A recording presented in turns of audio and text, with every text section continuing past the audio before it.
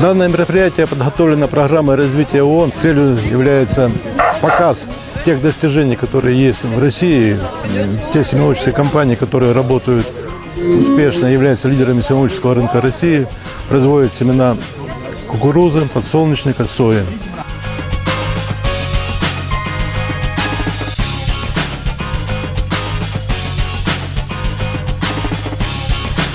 Посетили данный день поля в городе Ош с целью найти контакты для расширения своего рынка в Киргизию.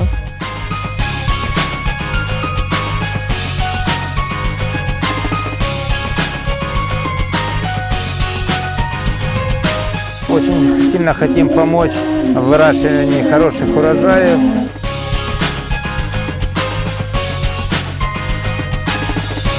Два гибрида наших уже районированы в Республике Кыргызстан. Ждем районирования еще 6 гибридов.